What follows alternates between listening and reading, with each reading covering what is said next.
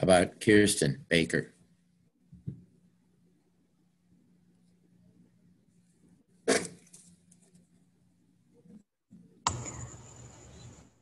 Yeah, I can hear you guys.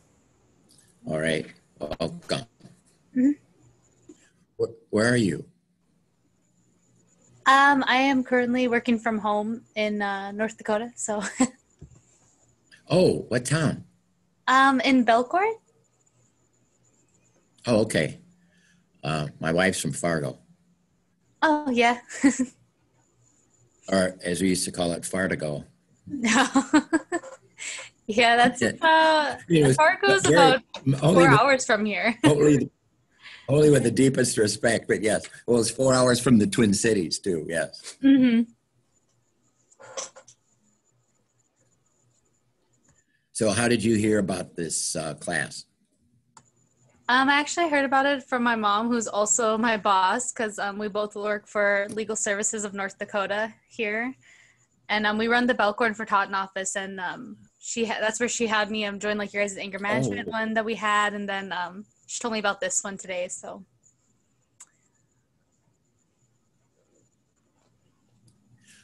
Donna, are you there?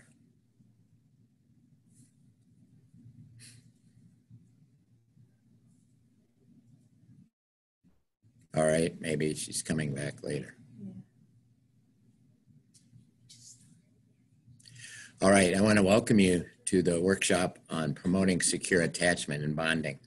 I'm Neil Tift. I'm the Outreach Project Coordinator for the Native American Fathers and Families Association in Mesa. We provide a range of facilitator training opportunities to bring training to communities that promote healthy and safe families and promote moms and dads working together. We're going to begin by looking at what's the distinction between attachment and bonding. If you have questions, please feel to go ahead and ask since it's a small group. All right. The arrow worked before and now. Yeah. Hold on. Technological. Okay, now do it. Oh, great. Thank you. When we talk about attachment and bonding, we're talking about the connection between adults, parents, and children. Attachment is different from bonding. The attachment over time. The bonding is the connection with the child that begins at birth. If you jump down a couple, you'll see that with attachment, the child initiates the interaction. Attachment is the child connecting emotionally with the parent, with the adult.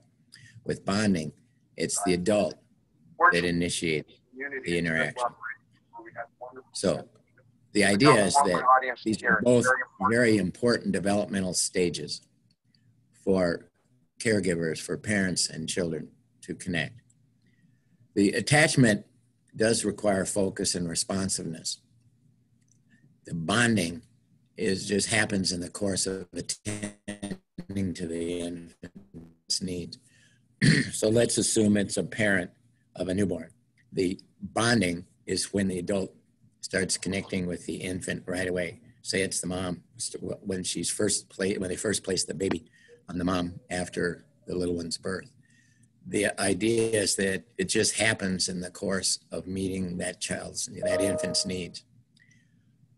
The attachment follows nonverbal cues of the child.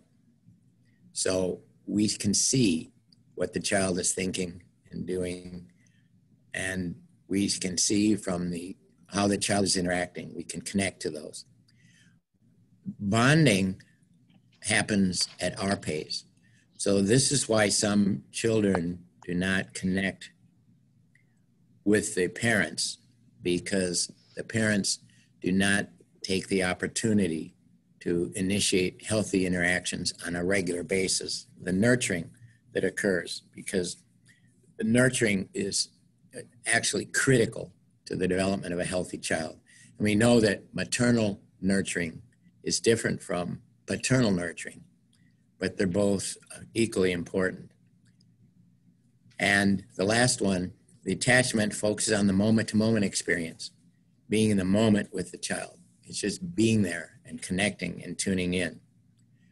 Bonding, on the other hand, tends to have looking at what are we teaching the child, how are we interacting the child to help them develop fully with a focus on the future, having the smartest baby, the healthiest baby, the best baby, whatever it is.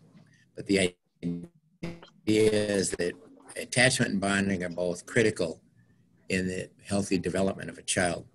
But one is more on the adult's initiation, the parent's initiation, which is bonding, where the attachment is what happens with the child. Attachment is always a two-way street. So we're going to look at attachment. It actually starts before birth in the womb, for the mom carrying the child. Once she realizes that she's pregnant, that's when the attachment starts. And it's the emotional attachment that's also seen in how the mom takes care of herself. All right. Yes. All right. Stop questioning yourself. All right. Pardon? The attachment starts in the womb. And as the mom is preparing for the... Like who? I think she's doesn't. Are you talking about me? It's all good. It's all good. Why isn't this? And I think that Sam will think it's all good too. I think that she doesn't know that she's on. Okay. One of you, do you want to mute? Because it sounds like you're talking about Sam. After the birth, the attachment chemicals, we all know that hormones affect mothers pre-birth, and obviously they affect the fetal development of the infant in the womb. But one of the most important hormones is oxytocin. Oxytocin is the bonding hormone. When an adult and a child bond together, and we pick up let's say we pick up our infant and we start nurturing that infant, talking and just interacting with them. And we have that wonderful feeling in our stomach and that emotional release. That's oxytocin. That's the bonding hormone. And the brain with the oxytocin is secreted, and that's how we connect with each other. Recognizing the impact of the hormones on how the parents interact with the child is very important, because again, both moms and dads secrete a hormone, oxytocin, to bond when we're bonding with our infant. Attachment is enhanced as we take care of the baby by responding to their basic needs on a regular basis. We know that if infants' needs are not met on a regular basis,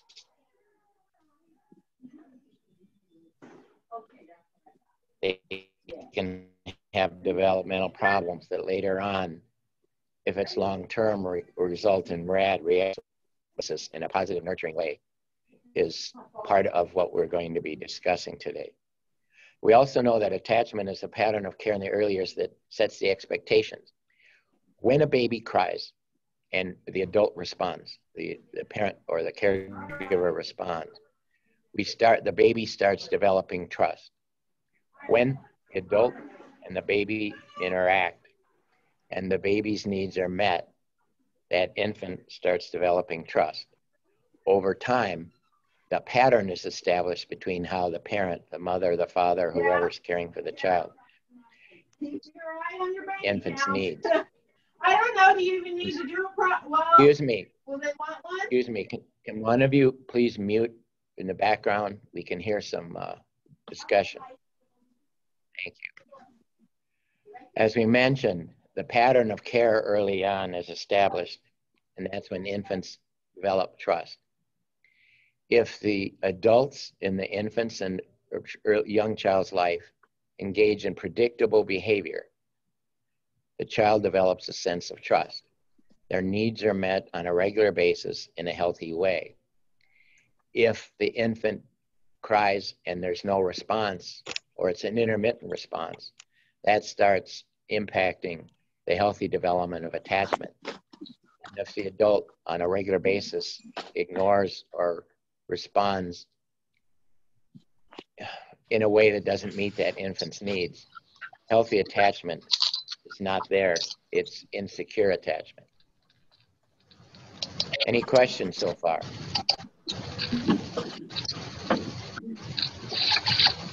I got one. All right. As for me, I'm out in treatment and my daughter is about 4 hours away. How would I be able to start the bonding? She's 5 months old. Okay. Yeah. The age is really important, right? So, is that your 5-month-old daughter? Is she with someone who has, do you think, has pretty healthy parenting skills, nurturing skills? Yeah. She's a grandma. She's the grandma, and there's 2 young girls with her. But I have 60 more days until I get to get her. But I want to be able to start the attachment and bonding process of slowly having me be more part of her life and Sure. getting used to me being there. So would you say it'd be best to do Yes. a home visit Yes. to her, and then do video chats? Would that help? I think so. Yes. The idea of establishing of connecting emotionally with the infant is that you wouldn't want to switch right away after 5 months, but that you start developing your own connection, your bonding with the infant, and as she gets to know you and respond to you and see how you meet her needs in a comfortable way, in a nurturing way, in a safe way, then that attachment on her part will start occurring. And then over time, as you're allowed to have more opportunities to have, whether it's the physical contact or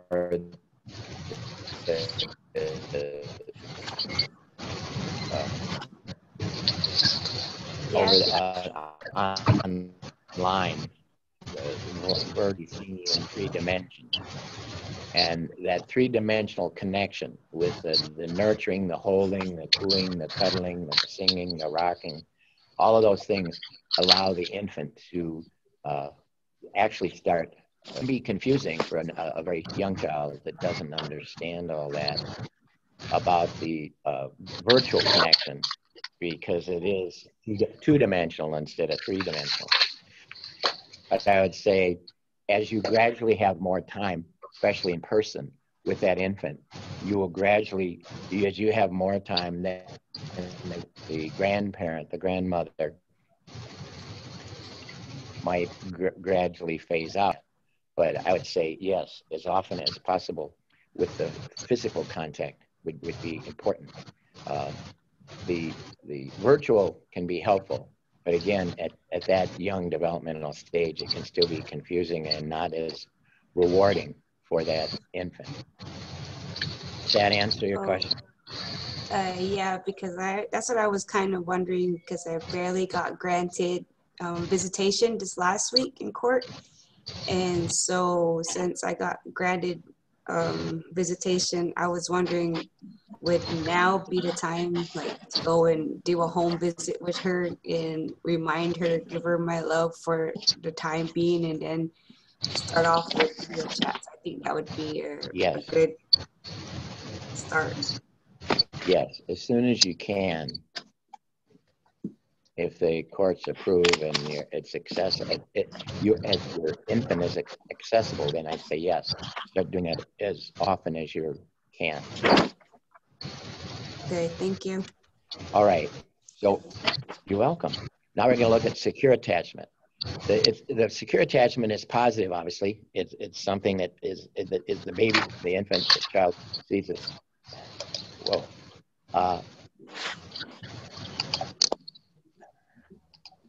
I'm sorry, I'm going.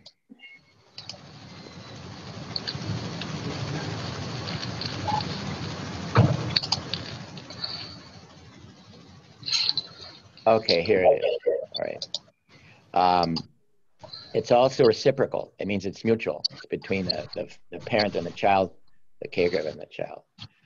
Again, we talked about hormones. Hormones significantly impact connections between humans. As I mentioned, oxytocin is the bonding hormone. It's that feeling we get when we're connecting adult to adult. We want to spend more time with that person, or adult to child when we want to spend more time with that child. That understanding some of those without getting too much into the science is important, that we recognize that. Secure attachment develops over time. It involves familiarity, the opportunity to know what the cues are when we recognize the cues in our infant, because once we know our infant, we know the difference between a cry when they're wet or when they're frustrated or when they're hungry. But that's from what comes with familiarity. It also involves comforting each other, soothing each other, and where the baby is content and happy when they feel pleasure. Also, the threat of losing that specific person can be distressing.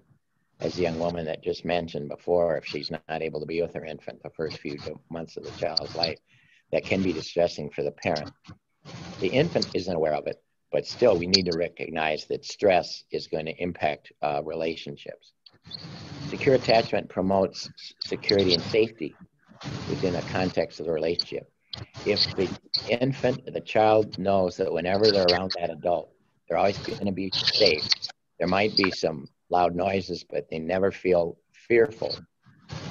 They never feel that that fear of being harmed or fear of being abandoned can really impact that relationship. And secure attachment acts as an emotional glue between people, because you can think now of people who really care about you and how you treat each other and how you feel when you get together with someone, especially when you haven't seen them for a while. This can be now as adults how we feel about siblings, our parents if they're still around, other people we care about. That emotional glue is really important in how we see each other and how we treat each other and how we respond to each other. So this is a diagram of typically what we see in healthy attachment cycles. The top one is relaxation. When we're relaxed, homeostasis means everything's in order. Our bodies, things are balanced. We don't feel a need. We're not hungry. We're not tired. We're not thirsty. We're not breathing heavily. We're just relaxed. Then a need presents itself. So say the infant has a wet diaper. So then that part of the cycle, the baby becomes aroused. The baby recognizes that she's wet or that his diaper is damp. And he or she then express that through the crying or whatever the cues are. So then the next part of the cycle is we as the parent, we satisfy that need. We change the little one's diapers. We connect with them. And then the infant goes back to the top of the cycle, which is relaxation, back to feeling normal.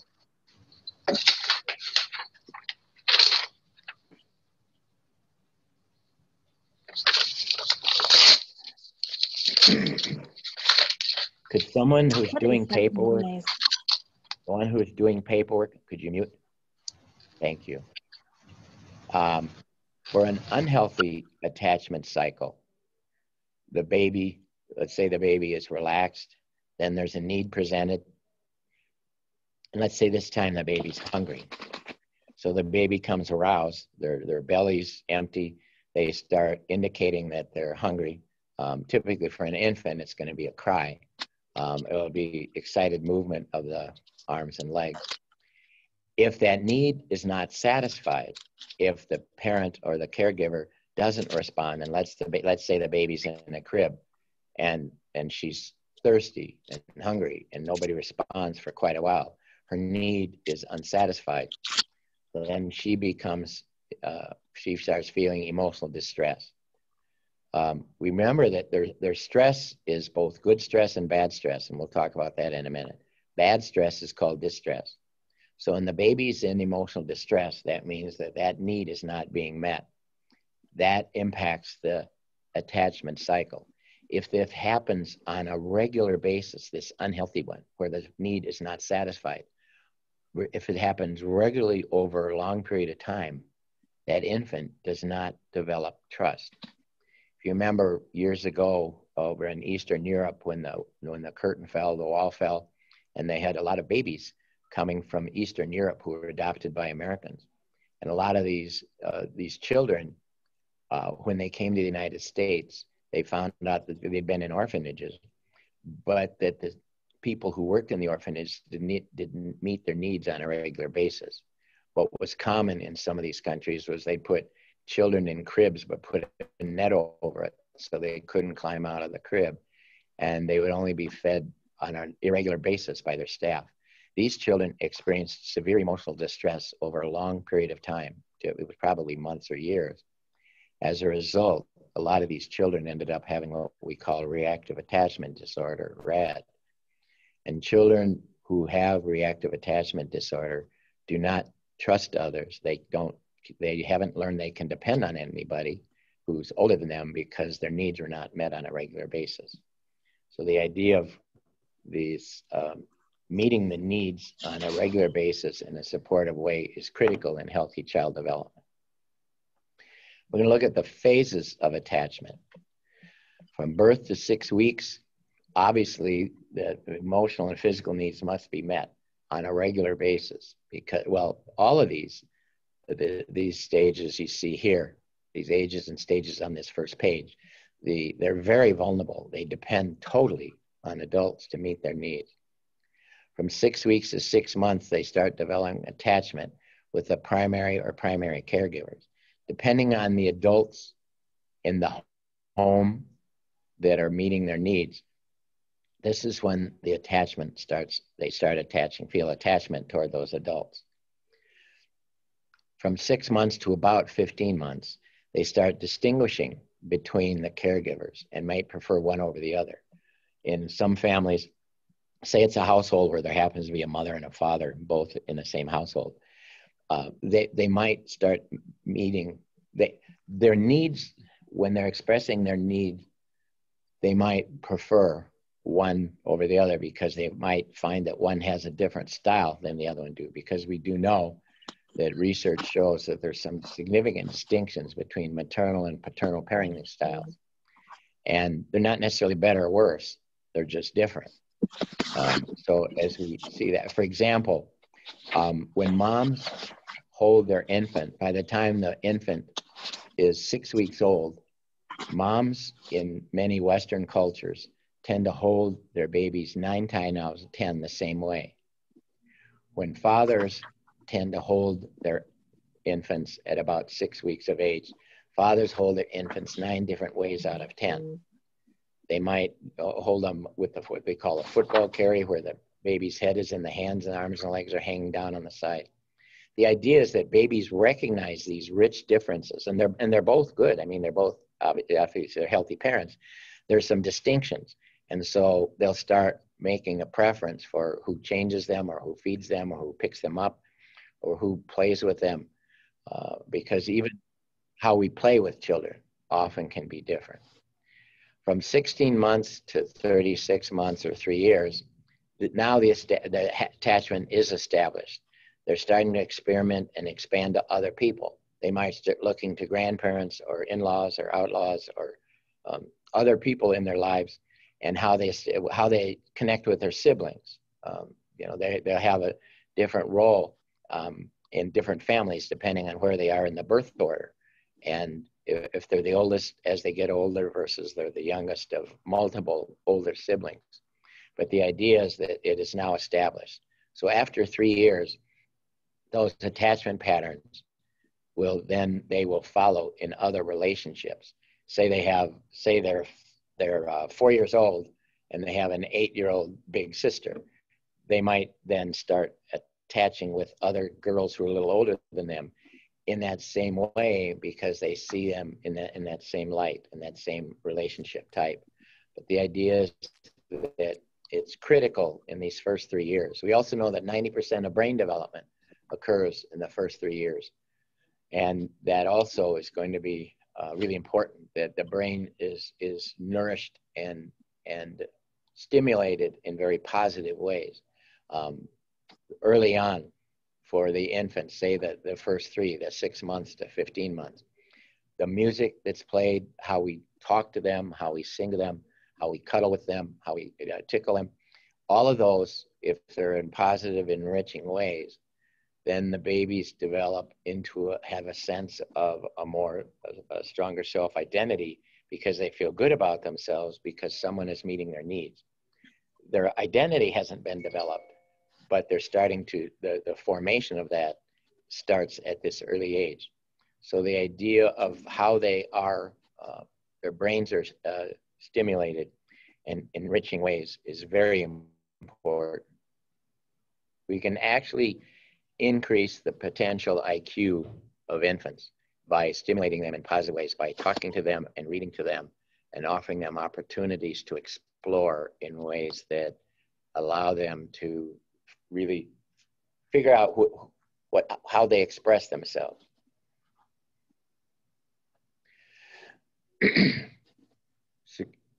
Secure attachment is important because they see the world as a positive place. Children who live in a safe environment can see the place in a positive way.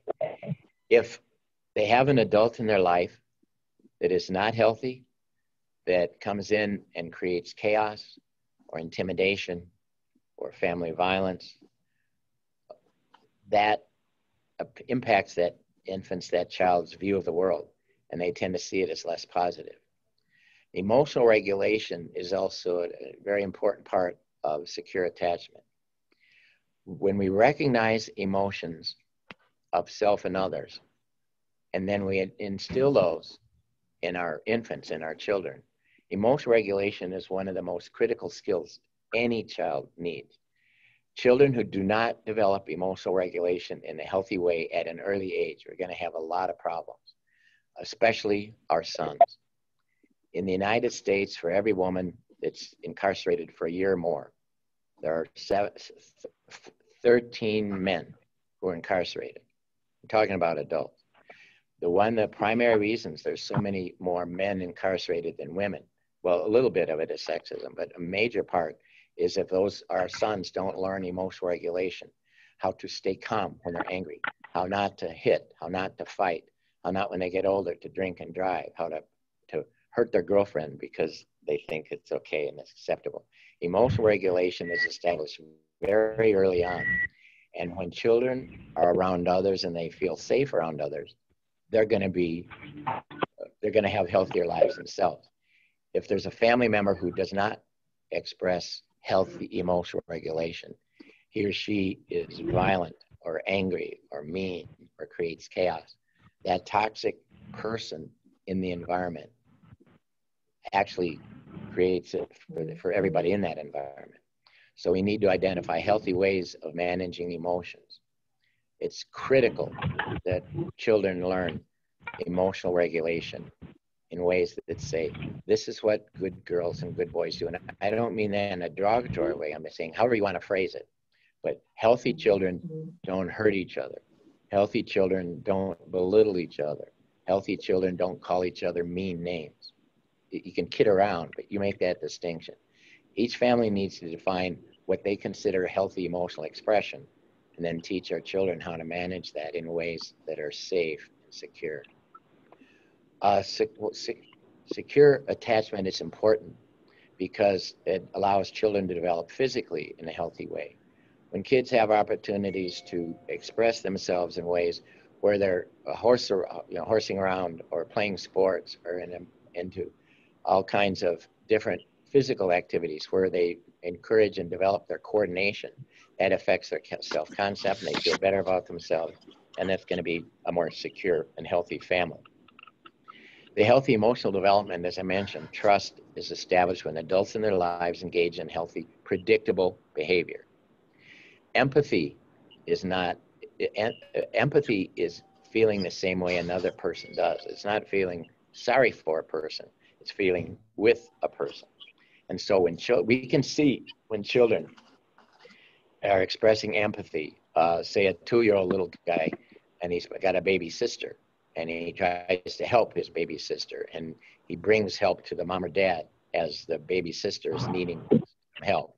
Empathy is critical in healthy child development. And another one is self-awareness. Self-awareness begins at a young age, but actually it takes a much longer period of time for children to actually become aware of who they are. Part of it has to do with self-confidence. Some of it has to do with self-image.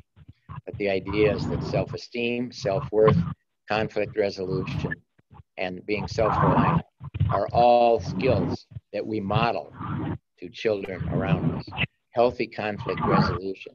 When mom and dad, if they're both in the home, have a conflict, the child knows they might yell at each other, but they're not going to hurt each other. They're not going to throw things. They're not going to do things that are calling each other names and being disrespectful. That healthy conflict resolution is another skill that's part of that emotional development. And finally, it's important because future relationship with others. If our sons grow up seeing that dad treats mom with respect and he's always good to her and he respects her and he tries to be a partner with her, that child is going to look for a relationship that's the same way. We do know that girls that grow up in households where there's a male who's abusive and violent, too often those girls and those young women end up seeking, intentionally or unintentionally, that same type of a relationship. So for our daughter's sake and our son's sake, we need to see that how they express those emotions are ways that are respectful and safe. Any questions?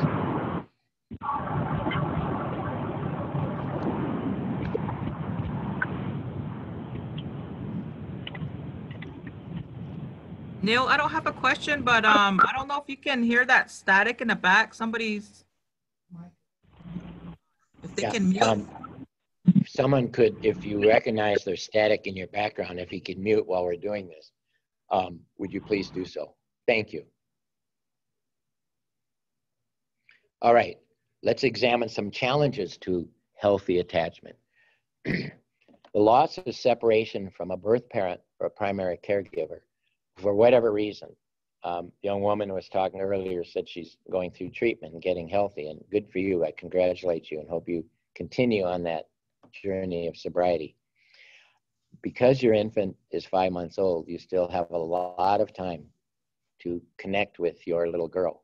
And that's obviously so very important. But if there are long separations, the idea of this is if the child has developed that attachment and then loses that, then there's a separation because of hospitalization or going away to jail or going away to deployment in the military. Some of those types of separations can definitely impact the attachment, depending on how secure the attachment was before it happened and how long the separation occurs and why it does.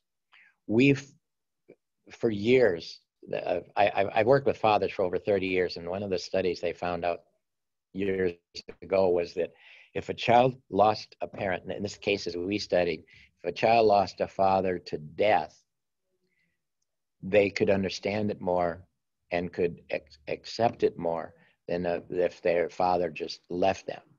Because their thinking was, well, my dad died. If my dad was alive, he'd be here with me. But those children who lost an adult because they abandoned them or they went to prison or whatever it is, that can be really hard on the child once the attachment is established. Another challenge to attachment is prematurity. If the babies are born premature, the developmental stage, if they're in the NICU, neonatal intensive care unit for a long period of time, that attachment, it's going to take longer for it to occur because the people interacting with the infant on a regular basis are probably going to be medical staff, probably nurses, and especially if they're in isolation, the attachment can occur, but it might take more work depending on how premature the infant is and how long it is before they become able to be held on a regular basis by their family members. Another one I've mentioned already is the parent and the caregiver's distress. Distress is bad stress. there is also such a thing as positive stress. Anybody know what the word is for positive stress?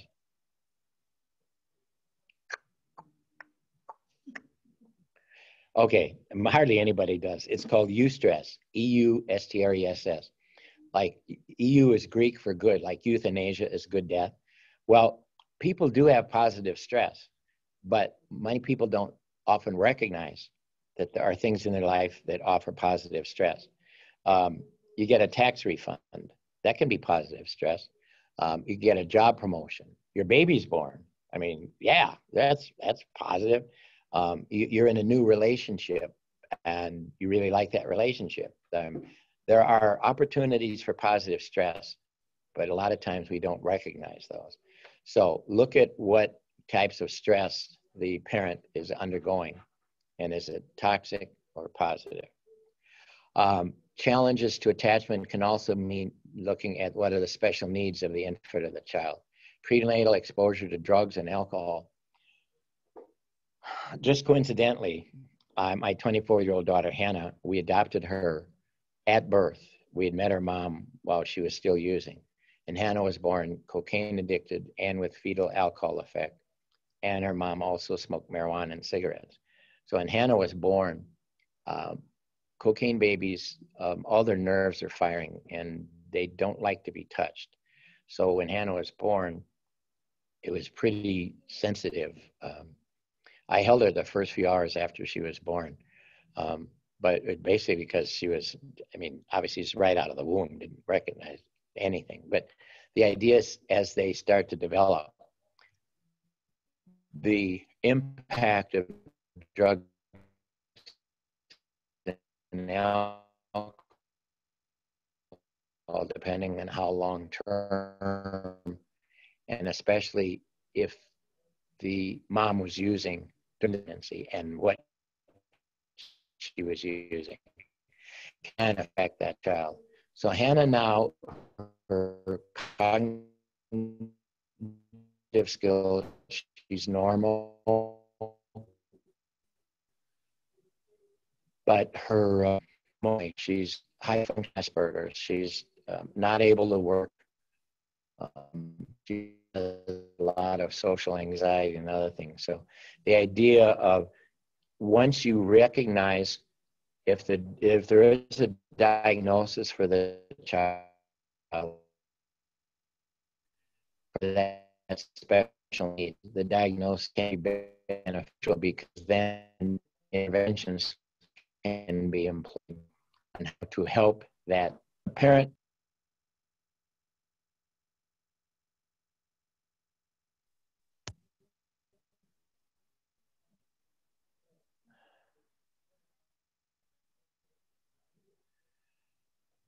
No, I don't want to leave the meeting. I want 1 second. No, you don't want to be. No, I know. So, yeah. Just, minimize. Yeah. There's See, a lot of well, people in there. Okay. oh, okay.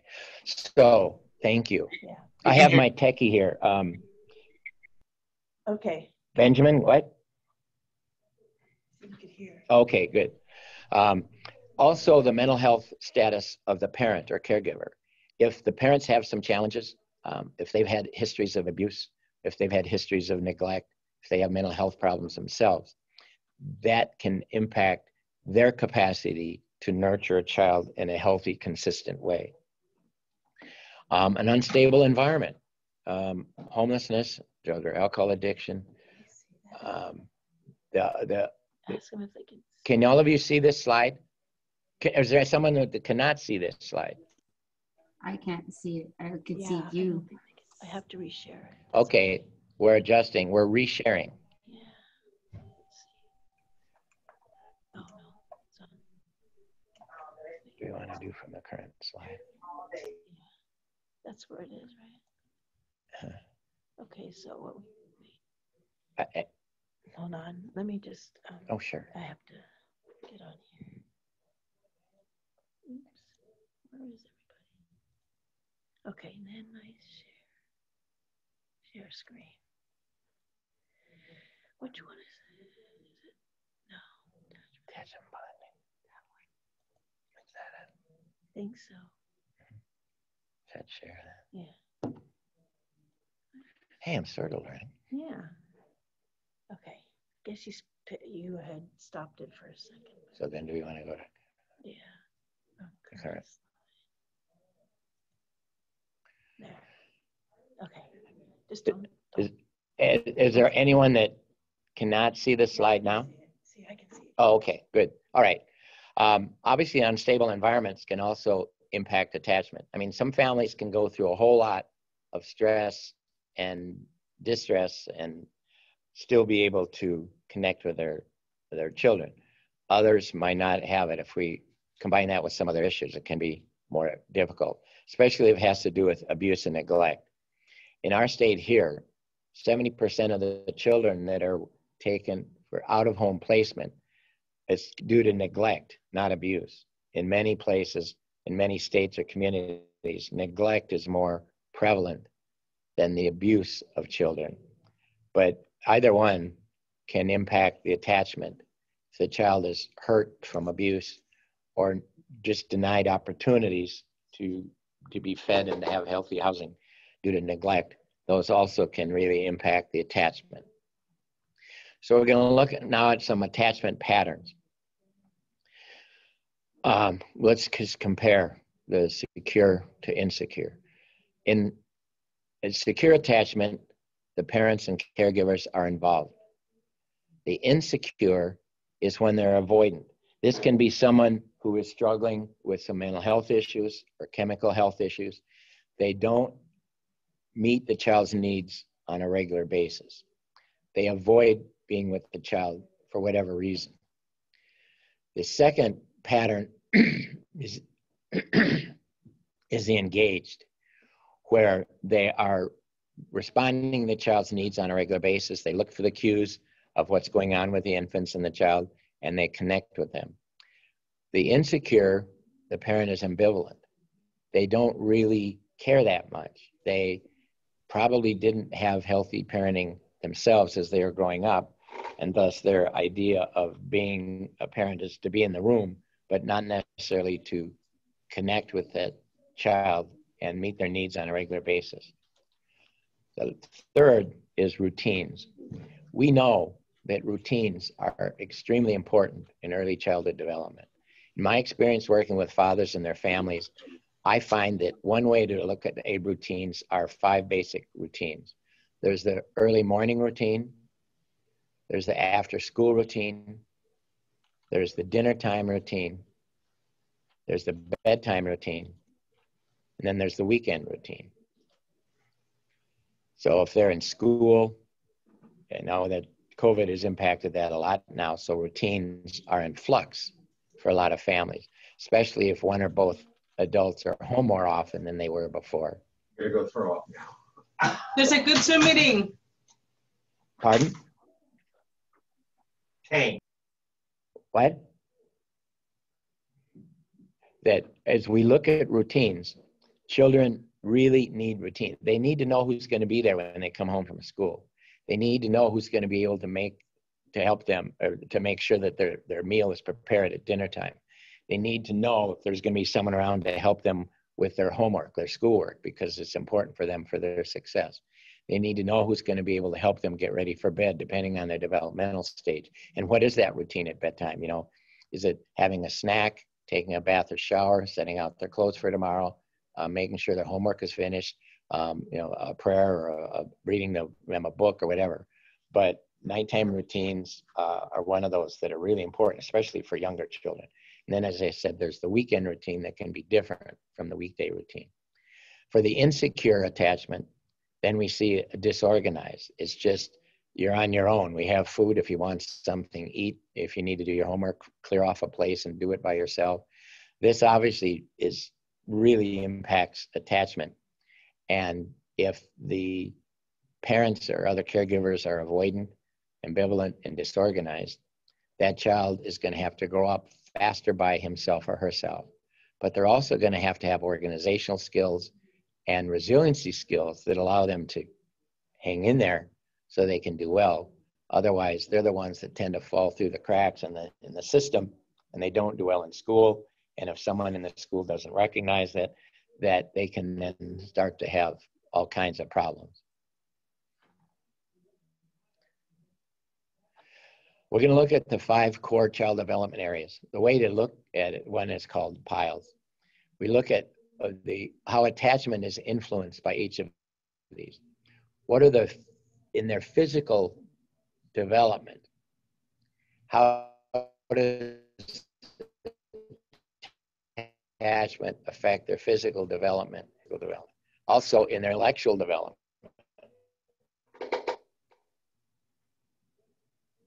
How they attach, how the bonding and attachment occurs between the parent and the child can impact their intellectual development, especially the first 3 years when 90% of the brain development occurs. In infants, newborns have neural paths in their brain, but they're not connected. They're like limbs of a tree.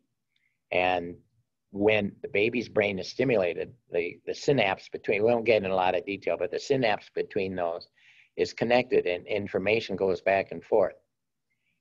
Over time, these neural paths are developed. And the more we stimulate the brain in positive ways, the more neural paths develop, and they can retrieve information faster and they can recognize important information faster. And so the intellectual development is very important when it comes to the adults and how they attach and they stimulate that intellectual development in the infant and child. Language is different from speech. Speech is the words we use. Language is how that's developed, how in our brain, and then as we process that and as we speak. Language are the words that we use and how we use those. And children with larger vocabularies can then tend to have more opportunities, and that happens often through reading to children, to infants at a very young age, but language skills. So children who have hearing problems might have language skills because they can't hear. So obviously then they need some physical assistance with their ears to allow them to develop normal and healthy language skills. The emotional one, as I mentioned earlier, is critical. Emotional regulation, emotional management, the idea of what we do with those emotions. Another distinction that's seen in many families in Western cultures, but certainly not all, is that in many households where there's a male and female, a mom and dad present in the household, research shows that moms tend to focus on emotional expression. Dads tend to focus on emotional regulation. Emotional expression is the words that we use. So if mom is home more than dad during those first 2 years of development, and mom is helping that infant and that child attach a feeling to a word, looks like you're happy, looks like you're sad. Around 2.5, children start developing the capacity for embarrassment or jealousy. If mom is giving the child the vocabulary to recognize their emotions and express them, that helps the child. In a lot of 2-parent families in Western cultures, a lot of times fathers take on the responsibility of emotional regulation. He might be the one that tells the child when it's okay to cry and not cry. When it's okay, if the preschooler is at school and he's being bullied, what does the dad tell him about emotional regulation? Is it okay to fight the bully or to walk away? Emotional expression and emotional regulation are both critical skills in child development. And it's not always divided, but in some families it might be. And the last of the 5 under attachment is the social development. How they connect with others, how they interact with their siblings, how they see themselves as they move through their world. Part of this can be a reflection of temperament. And there are 3 basic temperaments, but that's another workshop. But the social development in children, some children are very shy, and there's nothing wrong with being shy. But if children are shy, then one of the things we want to do, if we want them to be able to connect with more people, is to allow, how do they develop those interpersonal skills so they might be able to reach out more. For example, a shy child might be the 4-year-old when you're out in public and you see somebody you know and they come over. The shy child tends to walk behind the parent's legs and stand there and just not say much. There's nothing wrong with it at all, but the shy child needs time to adjust to a new person, a new situation. And so the social skills of that child might be different than the one that's called the easygoing child. And the easygoing child is the one that'll actually might even initiate conversation with another adult. So the idea of the social skills of children is very important in how they move through the world and how they see themselves. Any questions or comments on this so far?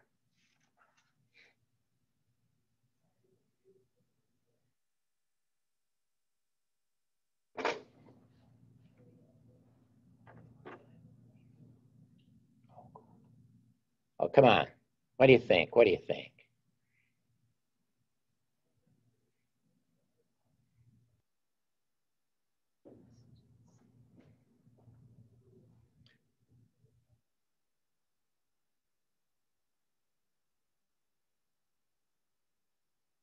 Okay. All right. Well, that's fine. We can move on. No.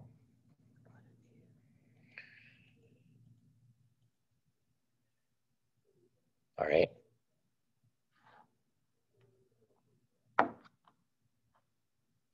So we're going to look at promoting secure attachment. An effective caregiver, that means a good parent, a healthy parent. One of them is that we're sensitive and attuned. We tune in to those around us.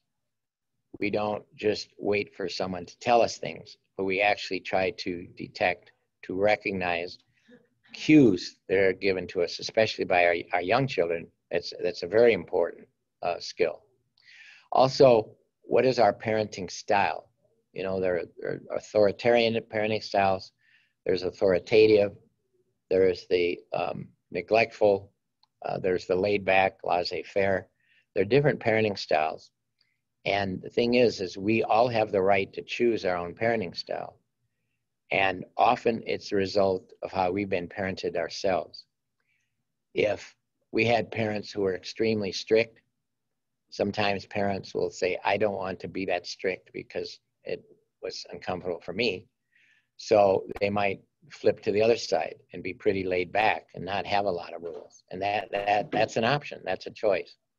But the idea, some others might not have had many rules at all and say, you know, I want to be more clear. I want to have healthier boundaries. I want to be able to have my children really understand what's expected of them at all times. So I'd like you to think to yourselves, if you were to describe your parenting style in 5 phrases or 5 words, how would you describe your parenting style? I'm going to ask you to interact on this one, to write that down, and then if anybody's comfortable, to share that with the rest of us. 5 phrases or 5 words that would describe how you see your parenting style.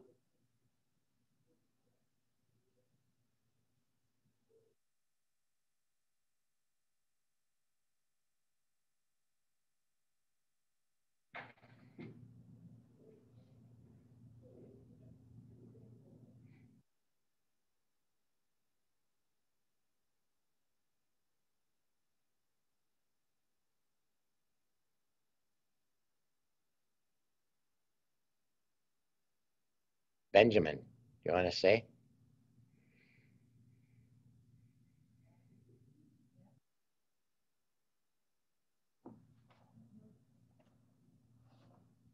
Kirsten, do you want to say? You just have to unmute.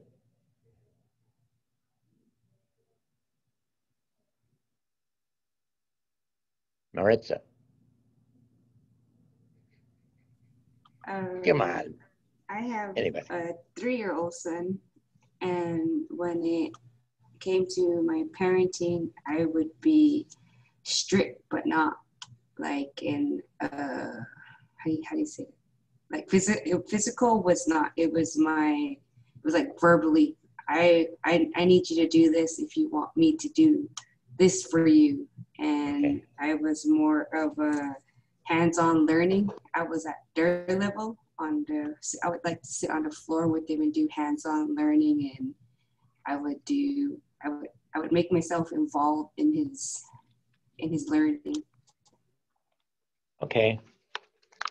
So you're on the floor, hands-on, interactive. Yes. Okay, thank you. Anybody else? How would you describe your parenting style? I would say mine is caring, supportive, understanding, reflective, and traditional. I have a Okay. 4-year-old, so it's the opposite of how I grew up. All right. And so you're doing that by choice? Yes. Yes. In my work with parents, I found that for a lot of us parents, we tend to have sort of three options. We keep the stuff we learned growing up that we like. The stuff that worked for us, that felt good, we keep those. As a parent, we choose to toss those that we didn't like, whether it had to do with stricter discipline or gender roles or communication styles or whatever. But we say, I don't want to do that. And then third is we learn new skills because we have to replace those that we don't use. And because the world has changed so much since we were a child ourselves, that we need to learn and apply new skills, new ideas, new concepts. So parenting styles often are keep the stuff we like and they're good, toss the stuff we don't like and are bad, and add new ideas and new situations, new approaches, because we have options and opportunities and challenges now that weren't present when we were younger. Anybody else want to say anything about parenting style?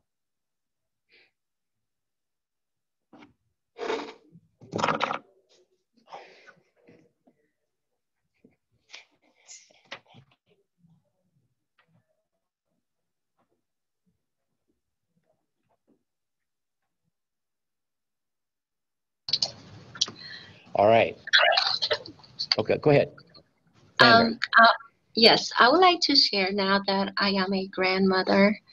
I raised four kids, and I was the soft mom, and that was the, strict and whatnot. But after, raising my kids, now with my grandkids, I have learned, how to be a better parent in a way. So now everything that I have learned, I try to, tell my kids, I'm not making excuses or anything, but, I was a young mom, I was 17, 18, and, I did what I could. But now that I'm, I learned all this, now I'm trying to tell you, you don't have to do that with your child. You got to have patience. You have to, be understanding. And at the same time, you got to be strict. Like I went to El Paso just last week, and my grandson, he was just defiant and with her and just pushing her buttons, not to do his work.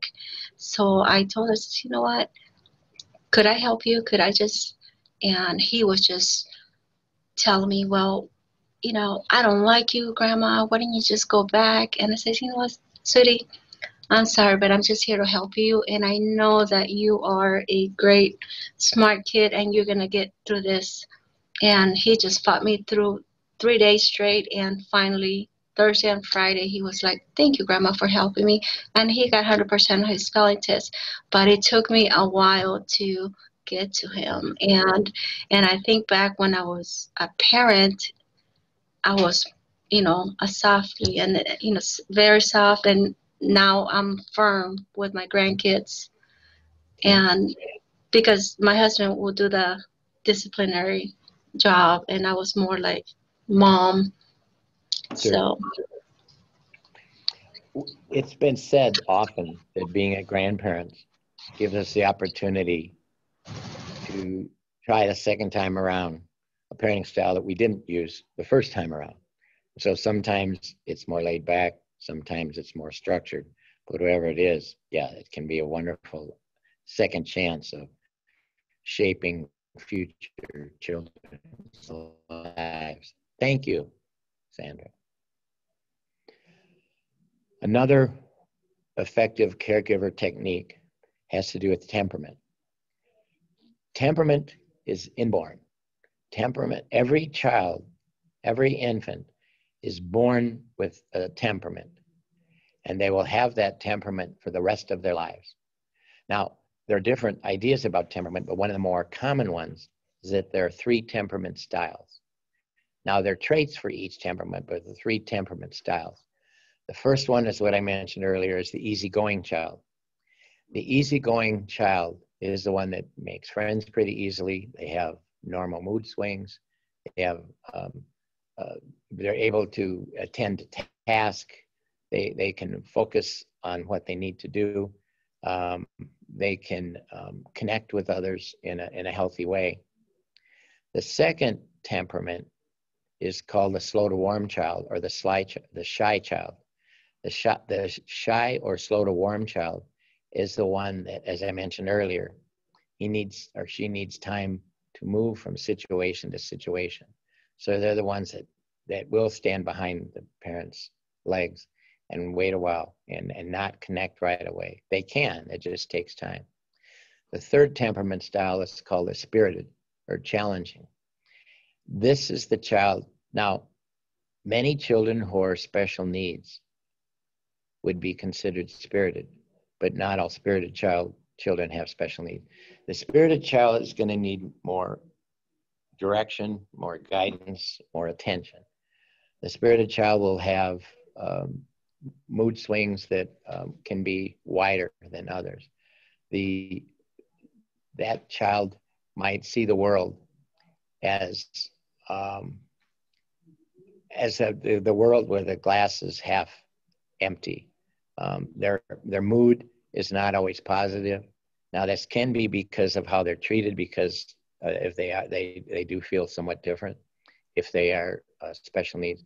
But the idea of temperament is that all children are born with a temperament, and all will have that the rest of their lives. But a child who is slow to warm, with assistance with teaching social skills and assertiveness skills and things like that, can grow up and have normal relationships and jobs and all of that stuff, as well as a challenged or spirited child.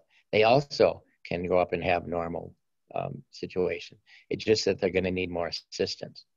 So as our characteristics as the caregiver, which this is about, that would mean for us, what is our temperament? And also, what is the temperament of the child or the children that we're interacting with? Because those 3 different styles often require and benefit from a discipline style that's different. The easygoing child usually just needs clear boundaries, and they tend to get forgotten if they're children with the other 2 temperaments around. People will tend to, pay attention to the easygoing child because they're the good child. But in a family, take more parental attention. The slow to warm child isn't in a bad mood. They're just in a neutral mood, and then depending on how they interact, how others interact with them, they can go positive or they can go negative. Any comments about parenting styles or temperament?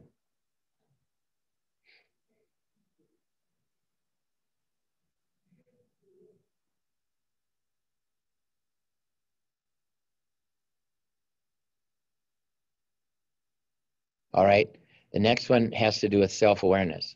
An effective caregiver's characteristic, an effective parent characteristic, is our own self-awareness. Are we aware of our strengths? And are we aware of those areas we need to work on? How aware are we of our own needs and how we respond and take care of ourselves? People who take care of themselves and do good self-care are going to have more energy to meet the needs of a child, especially if the child has special needs, or we have multiple children that require a lot of individual attention. So our own self-awareness is also important. And another characteristic is knowledge.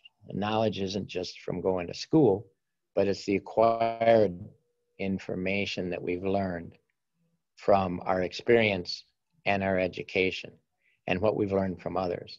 And our knowledge, not just of child development, but our knowledge of self-awareness, of our temperament, of our parenting styles. What do we know and what do we not know? And when we realize what we don't know, what do we do about that? The next one to promote secure attachment is pairing with the attitude. Attitude has a lot to do with how we approach our responsibilities as a parent.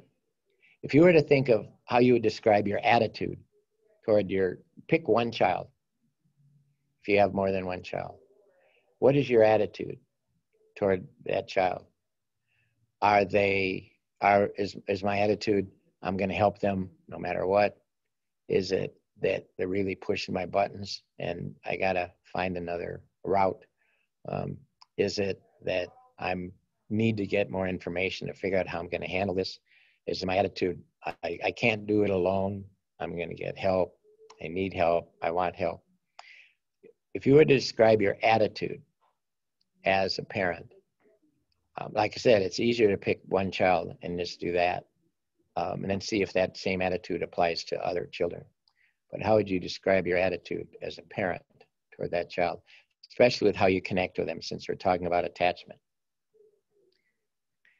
My daughter, my youngest, Hannah, as I mentioned, is 24 and is high-functioning Asperger's.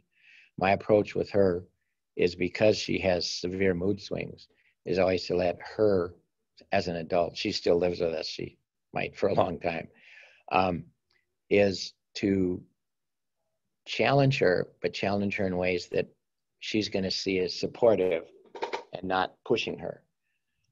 So when I come home at night, how do I want to connect? Because she and I have a good relationship now. You know, we all go through phases with our kids of different. Sometimes they're closer to one parent than another if they're two in the home. But the idea is how do we approach our child and what is our attitude toward them? And then, as I mentioned before, last one is important, is our self-care. If we take care of ourselves, we get enough sleep and we eat healthy and we exercise and all the stuff you've heard 1,000 times. If we do that, we're going to have more physical energy, more psychic energy, more heartfelt energy to interact with our children, because we have the ability to do so, and we're able to recognize what we need to do to meet that child's needs. I'd like you to write down 5 things you do on a regular or irregular basis that would describe your self-care. What do you do to take care of yourself? What do you do and what do you not do? We can refrain from sugar or drugs or alcohol or working 60 hours a week. That's what we refrain from for self-care. So what do we do and what do we not do for our own self-care? Just take a minute, write 5 of those down.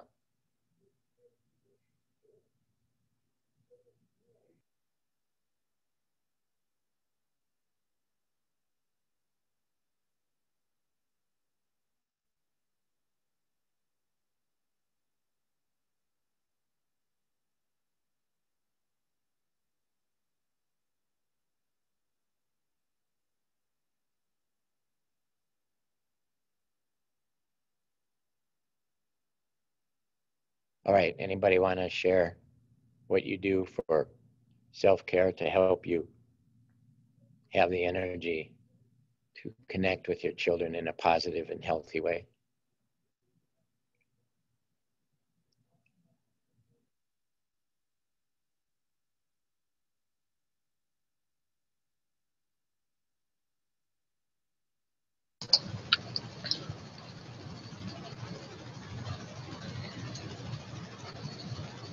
Go for it.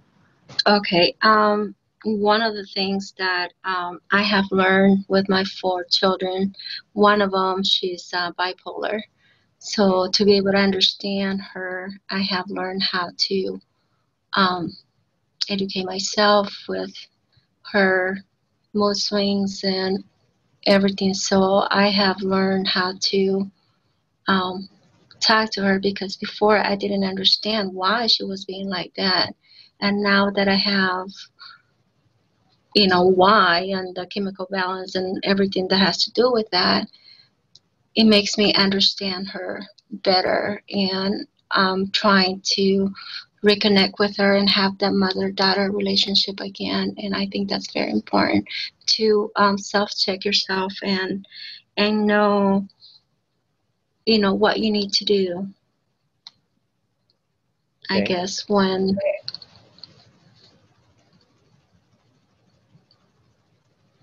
I don't know, I guess just to self-check yourself and see if you need help, you know, dealing with certain things, and know where you're at, and instead of stressing yourself, find ways to, you know, learn about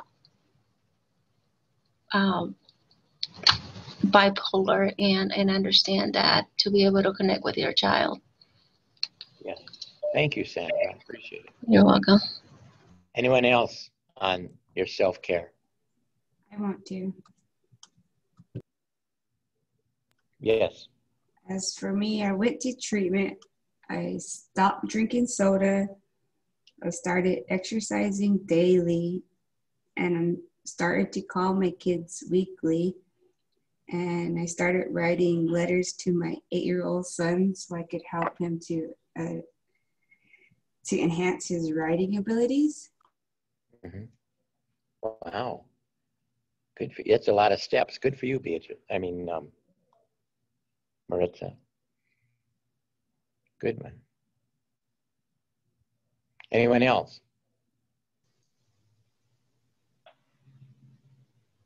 I will share. One of the things that I do is I go to my plants. Just even looking at them, it brings me a lot of peace, inner peace. I also breathe, so I do a lot of breathing, especially when my 4-year-old is having a tantrum, or she's not eating, and or she just, you know, she's overwhelmed. And I also, when that happens, I remind myself that it's not an emergency. So usually when we have the routines where, like in the morning, it's a go, go, go, and I just want her to hurry up, I just kind of like slow down and just tell myself it's not an emergency. So that kind of grounds me to like to go at her pace, not my pace. The things, yes, and one of the things that I oftentimes forget is to remind myself about self-care. So usually it's a challenge to do when you're, you know, just because I work full time, I go to school full time, and then I'm a mom full time, and then I have my internship full time. So it's a lot. You give up sleep? I sometimes do. I don't read books, and that's something that I really want to do, and I forgot about crafting and exercise because of my current needs, or being pulled different directions. Okay, good. Thank you, Beatrice. My wife Denise and I do adult foster care. We used to foster children, but then for our daughter's needs, we switched to adults. So we have 5 adults in our home, 3 women with special needs. And so on our refrigerator, we have the well, we don't call it self-care, but we have just the schedule of what people do for, it amounts to self-care, whether it's taking the dog for a walk, or in the nicer weather when it's swimming. But we have a checklist of different activities, and then people just check it off themselves. There is no physical rewards for it. It's just that we each have a list, and for a while this summer, we got into a contest to who was doing the most. And I'd had a knee surgery, so I couldn't walk the dog, so I had to find other ways. But the idea is in our family, we can make it fun. We can make it something that's enriching or positive. So you're right. Sometimes we don't think about self-care, or we're so busy, we don't prioritize it. So you might think of a way that you do that to promote that in your household, if that's an option.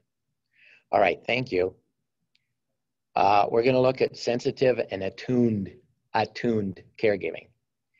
When we tune into others and we're sensitive as a caregiver, we're able to tolerate increased levels of distress. This should say distress, because remember, there's good stress and bad stress. But we know sometimes when somebody says something, one of our kids does something to push our buttons, and sometimes it's no big deal and we can sort of smile, then we know we're at a higher level of handling the stress.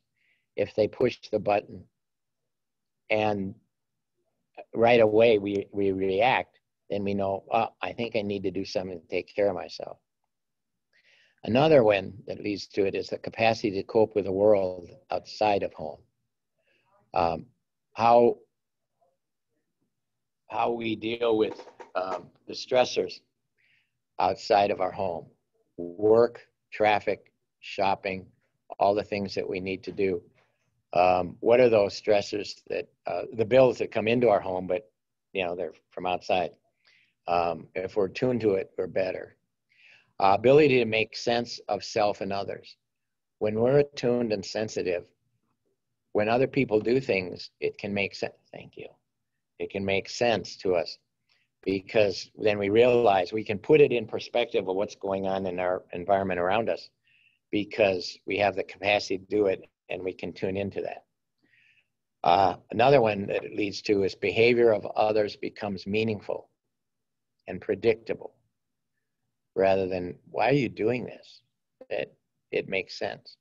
When we know with our children, we know what our age they are, if we're sensitive to who they are and where they are, and we're tuned into their needs, then we can realize why they're doing that. Why that, of course, when this happens with my son and my daughter and they're having a disagreement, then the pattern is, it's meaningful to us because we know that's a pattern, and it's predictable because we know what one of them will do, well, however they respond, but it's predictable.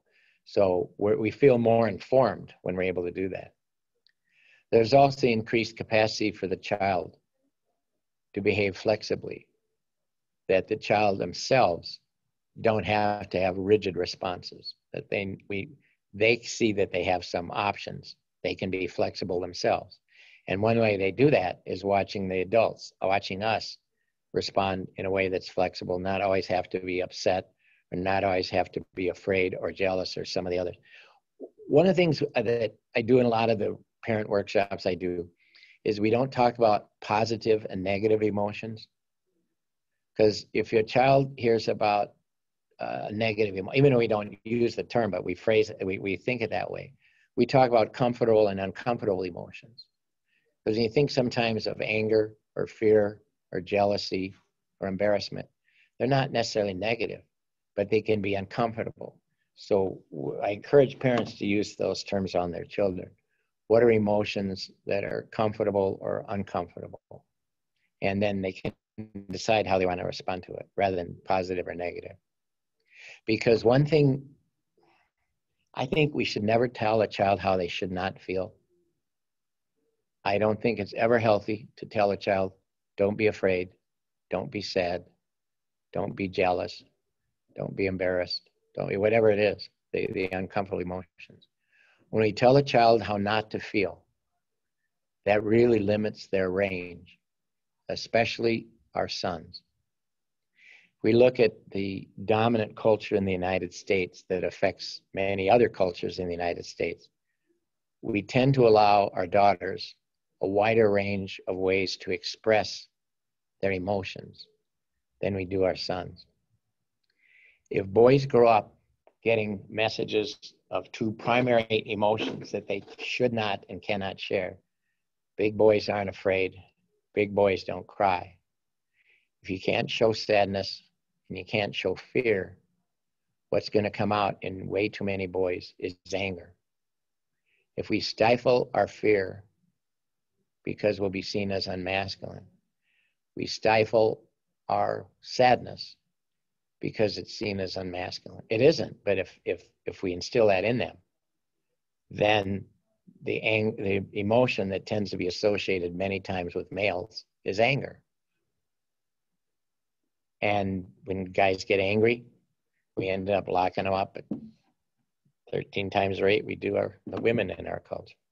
So encouraging healthy emotional response and allowing boys to hear from men. I really think boys need to hear it from men, that they should be able to express a wide range of emotions that that's okay to feel that way.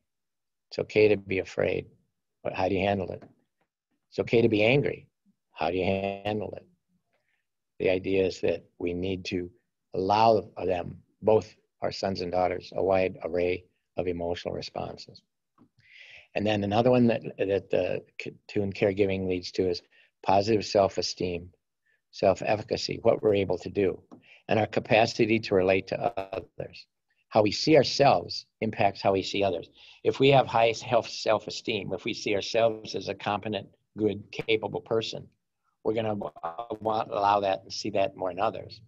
And we're going to feel better about ourselves and able to enter into more challenging situations because we feel capable, because we have healthy self-esteem.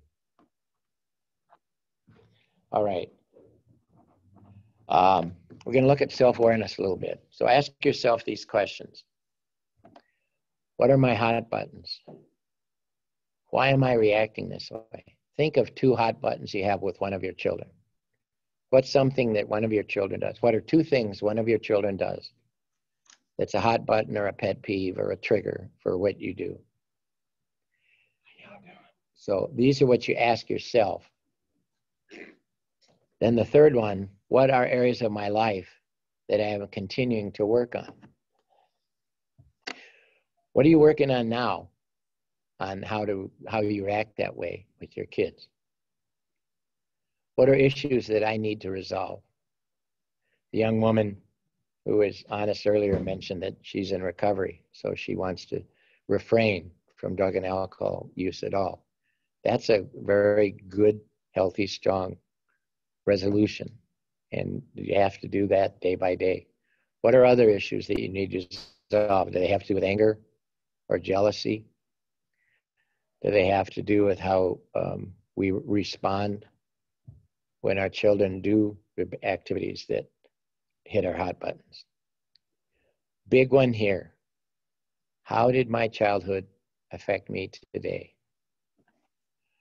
I'm going to ask you a question that I found that's helpful for a lot of parents when I do workshops for parents. I'm going to ask yourself this. When you were growing up, what were the rules in your household when you were growing up? What were the stated rules? And what were the unstated rules in your household when you were growing up? If you don't have anything nice to say about somebody, don't say anything at all. Mom is always right. Leave dad alone when he's angry. Be home by the time the lights are on, the street lights. That's an old one. Very old one. That's my generation. But ask yourself, what were the rules in your household when you were growing up? Both the stated rules and the implicit or unstated rules. That, I think, affects a lot of us in how we maintain our household today. And the last one to ask yourself about self-awareness. Am I projecting my own negative thoughts or uncomfortable thoughts, beliefs, and behaviors onto my child? What do we project onto our kids? We know that shaming a child can be absolutely devastating. There's a difference between guilting a child and shaming a child. I think that moderate amounts of guilt are actually healthy for people. As adults, we want to have some sense of guilt, or we'd be a jerk on the freeway or cutting in line in the grocery store, doing all kinds of things that are not cool. So in teaching our children, instilling a certain level of guilt can be healthy, but not shame. Guilt says, I made a mistake. Shame says, I am a mistake. And we never want our children to feel shamed. We never want them to feel that there's something wrong with their essence. Okay, now the second part of the self-awareness is know how your parenting style is impacted by your history. Am I controlling, or perfectionistic, or am I too lenient and laid back? Do I need to feel loved by my child to feel validated? I would hope we wouldn't be that way, But if we are raised that way, if those who parented us, who raised us, instilled that in us, then that could be our response pattern. Did my parents demand utter obedience and respect? Or did they expect that they would earn it? Do I act too much like the opposite of my parents to avoid being like them?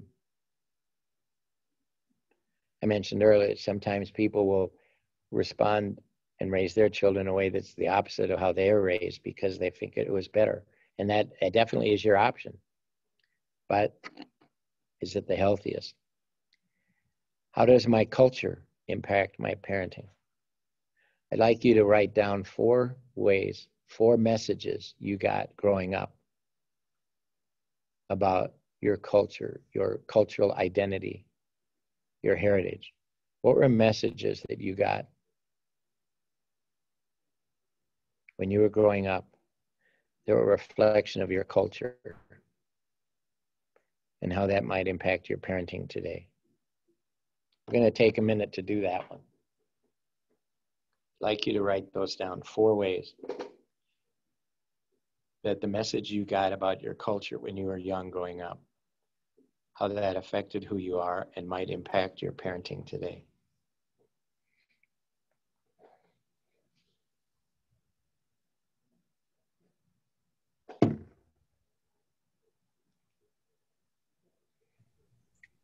I kind of get what you're saying, but not really. Oh, okay. When I was growing up, my mom was very proud of her Irish Catholic heritage. I was named after my great-grandfather. We had some, not rituals, but we had some activities that we did that were a reflection of the Irish culture. And I see that as how has affected how I see myself today. That my faith is very important to me. I see that the cultural aspect of that how I was raised, we're all huggers, men and women. We all, when we get together, we all hug and we hold on and we're very loud and we're very boisterous. I married a woman who's a wonderful woman, but she was married, she's Dutch Reformed. They were very, very quiet. They didn't interact with each other. She was never encouraged to do something that was very promoting herself. She was taught never to be proud. She was taught never to, they would sit around their house and whisper when they talked to each other with their shades drawn. So when we blended our families, we had some huge cultural differences. When I would hug her brothers and her father, which was part of my culture, I realized I should ask first, but our culture and how we interacted as adults, how we treated children, how we communicated with each other, very boisterously and open and loving and fun and with humor. That was just my reflection. I'm not saying it's better than others, but when my wife came into our family, she preferred our approach, but it was her preference. We didn't impose it on her. And now she's very much that way herself. So, anyone else? How did your cultural messages growing up impact who you are and maybe impact your parenting?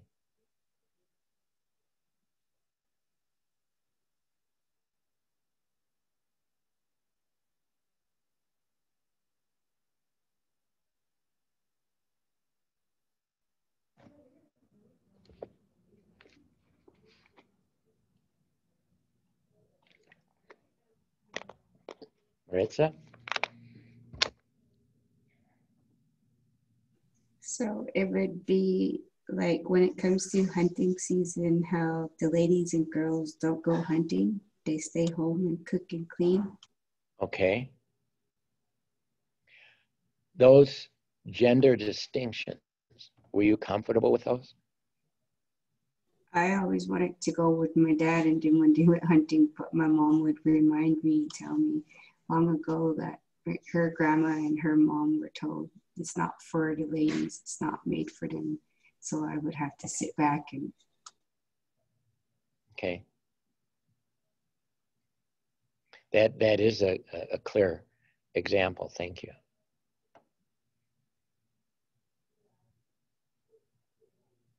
Anyone else? How did your culture impact your parenting?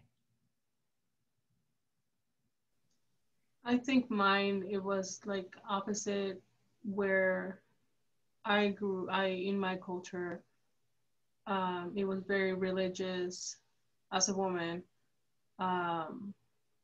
we had a lot of like, it was gender roles. And so now as a parent, I'm like the whole opposite of it, where by choice. Yes, by choice. Where like we, as a child, like women have to stay home, and like I said, it was gender roles. And now as a parent, it's like, no, we can go, we work, we're independent. And like as a parent, that's what I'm teaching my daughter, that she has options. Good for you. Good. All right. Ben?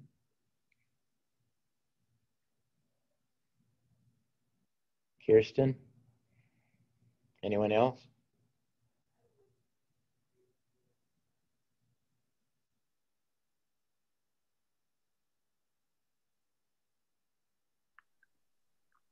Hello. Hi. My name is James. So growing up, we were really like separated between the men and the women. We're in a small community, and most of the interactions was extended family, and a lot of times the kids were separated from the parents. When we go to have a family function, and then everybody kind of migrated. The men migrated with the men, and the women migrated with the women. Sure. So now, my role has changed. It's like, well, I work in construction. Half the time I'm home, and I'm learning how to cook from YouTube, and then how to new territory. Good. And as far as the different parenting with the kids, my first child, I was really interactive with him. The second child, I wasn't there because I was heavily in my addiction. And then my third child, I know, is lacking because the interaction is not as present as the first one for me. Okay. Recognizing that, I guess he's sitting right here looking at me, but oh, good. I don't know how he feels, how my parenting is, but yeah, having the specific roles with the genders is kind of, with the men and women, right? Sure. Well, thank you, James. Yeah, if you look at it, many cultures, around the world, they have, for historically long periods of time, have had different roles for men and women. And sometimes they're based on like upper torso strength, heavy lifting. But a lot of times it was just the culture, but the culture said that was important. And when we challenge that, we have the right to do it.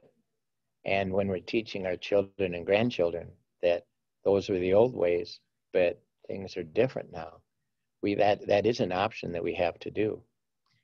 And that as we look at how we present that in ways that are not, so parents and grandparents aren't feeling disrespected because we're doing things differently, but also because the world has changed. And as I said before, we keep the things we liked about how we were raised. We can toss the things we didn't like or don't want to pass on how we were raised.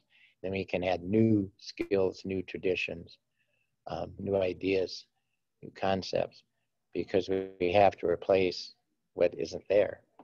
And that Neil, question? Yes. Yeah, so sure. Okay, so the e-stress parenting you were talking about, is that the same thing as the helicopter parent? It can be, yeah, it can be. The helicopter parent's the one that hovers over the child and really doesn't allow them to make many choices themselves, because often that guide, the guide is careful. They're not necessarily trying to be smothering. I did notice long ago that in many cultures, there's only one letter difference between the word mother and smother, but in a good way. Moms smother their children in food, they smother them with love, they smother them with attention, they smother them with nurturing. So in the English language, mother and smother are pretty close, and that's not bad. But if it's smothering in the way that is like the helicopter parent, where they're really limiting their children, they tend to do it for different reasons. A lot of times moms, as children get older, moms tend to want to protect their children from bad things, you know, strangers, mean dogs, lightning, bullies, those kinds of things. Dads, on the other hand, tend to prepare their kids for that. So if moms protect them so it'll never happen, which obviously dads do too, but a lot of times dads see their role as preparing the child for those things. So if they do confront a bully or a mean dog, or there's lightning outside or whatever it is, that dads a lot of times will then prepare their child, because one of the instincts of paternal nurturing is that fathers a lot of times tend to more focus on the future, and moms tend to focus on the day-to-day. And it's not that the other isn't important to each parent, but if moms are helping a child get through the day and do the things they need to do and the skills that day, a lot of times a father's focus is on preparing them for the future. If you look at, for example, if a mom is playing Uno or Candyland with their child, a lot of times moms will let the child win. And when the dad plays the games with the child, the dad doesn't necessarily let the child win. So mom or somebody says, stop being mean to him, let him win. A paternal instinct for fathers is we're trying to prepare a child to be a good loser. And we need to do that when they're 3 and 5 and 7 and 10, because, you know, if they go out for sports, or they go out for music, or they go out for drama, or they go out for a science, and they don't get their way, they can't just sit down and cry when they're a teenager.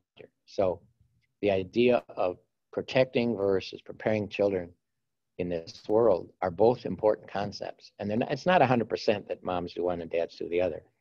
But that idea of looking at parenting styles and parenting skills, we can look at our own skills and see our own approach, and then see what are some things that I'm doing that I'm really proud of how I do, and what are some of the ways that I might want to do things a little differently.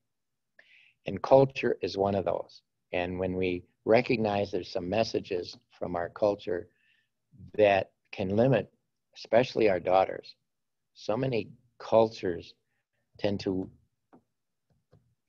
not offer our daughters as much opportunities for higher education, or for career choices, or for just engaging in risky behavior that, you know, that might let their son climb the tree higher or ride the bike further than their daughter. I mean, that's an option, but some cultures have promoted that, and others might say, you know, I no longer want to do that because I want my daughter to have as many options as my son.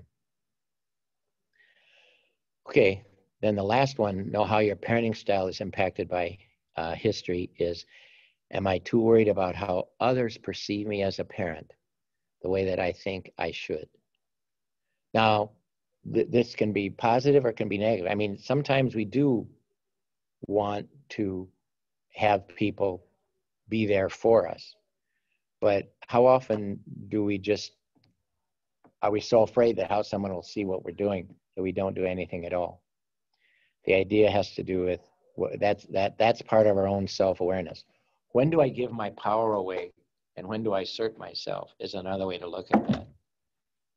How am I worried that I'm perceived by others as a good parent or bad parent? Because, I mean, obviously most of us want to be seen as a good parent, but defining good parent can be very different too. 2 generations ago, my dad is a World War II veteran. And when he parented me, his style was very different than how I raised my kids versus how my children now are raising their children. So the idea is that even generational differences can be important in recognizing what we want to keep and what we want to toss. Okay, we're going to look at other effective parent or caregiver characteristics. The third one has to do with personality. Do I maintain the attitude, whatever our attitude is? What is my personality? How is my personality reflected in my attitude toward my role as a parent? How do we use our sense of humor? I tend to use humor a lot, but I tend not to use it in sarcasm. Many kids, junior high age kids go through a sarcastic period. That can be normal child development. But if we treat our spouse, we treat our partner or our kids that way, where it's sarcasm, that can be hurtful. So is our sense of humor a positive or is it not? How do we maintain calm in a crisis? We know those people who really stay calm when there is something going on that needs to be addressed that's very difficult. We also know people that tend to catastrophize, that everything that comes along is a catastrophe. My older daughter that we adopted in 1977 from an orphanage in Bogota, Colombia, she's a wonderful woman now. She's 54 years old. But when she was a kid, 8 or 9, everything was a crisis. Every time something happened, she'd run outside saying, help me. It's like, no, honey, that's not what we do in Estados Unidos. That's not okay. We need to stay calm in a crisis. And there are different approaches to do it, because we all know that if somebody tells somebody to calm down, 99% of the time that does not work. So it's our own capacity to stay calm. Another element of our personalities are supportive relationships with the other parent. How do we get along with the mother or father of our child, our children? How do we relate to them, whether it's in one household or separate households? How do we talk about them? How do we talk about the ex? Do we say things like, you're just like your father, you're just like your mother? I mean, those things can be very harmful to a child if there isn't a positive intent in that statement. Another personality, can we maintain outward appearance of confidence? How confident are we in our skills, in who we are, in our self-esteem? About 20 years ago, there was a large study done of the top executives of the Fortune 500 companies in the United States. And I don't know how they got the information, but these were primarily white males. And their primary concern that every single one of them had, who were CEOs of big multi-billion-dollar corporations, multi-million-dollar corporations, was someone would find out that they're not capable of doing the job they're doing. Even people who appear very successful can have lack of confidence in themselves in certain situations. Another personality, do we accept appropriate confrontation if it promotes positive change? There can be constructive criticism if our boss or our spouse or our parent or even our kids tell us things to help us be a better person. Do we accept that? Do we listen to the messenger as well as the message? Next one has to do with our own personal flexibility. Are we adaptable in different situations? Can we move from situation to situation without being too rigid? That's an effective parent or caregiver characteristic. And the last one, under personality, what's our ability to withstand criticism and condemnation from family, friends, and the community? How do we handle that when someone tells us what we don't want to hear? The fourth characteristic category is knowledge. Can we grasp the concepts of attachment? How do we apply those? What you've heard in the last hour and 40 minutes, does this make sense? Are there ways that you think you want to apply it to your situation? How might you apply it? And under what circumstances do you want to do so? Are we open to asking for help? This is a big one. A lot of programs offer resources for parents, but one of the issues can be, are parents willing to ask for help? What are their messages about what it means to be a good person or a good parent or a good man or woman? Is it okay to ask someone else for help? Is it okay to sometimes look silly? Dad jokes are an example of being able to look silly and sound silly? Can we do fun things at our children's birthday parties where we look silly? Can we do activities with our children where we actually are able to make fun of ourselves to help children looking at their own self-concept and how they see themselves? How open are we willing to try new things? At any age, we are Neil? able to learn new activities. Yes. I have another question about the parenting where the child and you're always constantly disciplining. Will they remember that, carry that on as adulthood too? Like always being stern and disciplining too much and will have them worry and cry later on? Or was that kind of like a big help? Well, see, there's a difference. There's discipline, there's punishment, and there's abuse. And over time, more that used to be considered discipline is now punishment or abuse. Punishment is different. You were asking about discipline. Discipline comes from the word disciple, and disciple is the one who teaches. So discipline should be teaching our children what is acceptable and unacceptable behavior, what's good behavior and bad behavior. So the idea of how we discipline has to do with our approach, content, how we discipline, and what we're disciplining them about. Because we have every right to teach the children. When we discipline children, we want to teach them values. Often that has to do with values. I want you to tell the truth and be honest. You know, I want you to care about your little brother or sister. So I want you to have some sense of compassion. So the idea of discipline is what our approach is. So I'd say if you're talking about your approach to discipline, I'd ask myself, how do you see your role in discipline? Punishment is more based on fear and scaring a child. Discipline is more on teaching. So as you establish the rules in your household, which obviously you have every right to do, those rules then can be seen as reasonable. So one of the things we teach our children is when we set rules, is they need to understand why we have that rule. If it's just because I want to control, no. But if it's to help with peace in the family or sharing with one another or not spending our resources by like running water or wasting anything, we have the right to establish those rules. So there's the content, what the rules are, but it's also the approach. So I'd say I would suggest using the approach of having them understand why they have those rules. And one of the things is as children get older, they can actually help each other. They can help each other recognize things that are acceptable behavior and unacceptable behavior. What were you thinking of specifically when you mentioned that? Because discipline does not have to be, it isn't bad, typically. Discipline is not bad, but the punishment I'm asking is, will they carry it with them as they get older? Will they always remember that punishment and it'll affect them later on in their adult life? Well, I think it's how the pattern is established. If the pattern, and I'm not saying you would ever do this, but if the pattern is to make the child feel bad about the situation, then I'd say, yeah, they'll probably carry that. But if the pattern is, I want you to follow this rule because we need to do it and we're all one family and I want you to take responsibility for it, and they see that, they will also carry that. So I think part of it is, as I mentioned earlier about up above, maintain the attitude. One of the attitudes is, why do we want our children to act the way they do? Why do we want them to be the kind of person they want to be?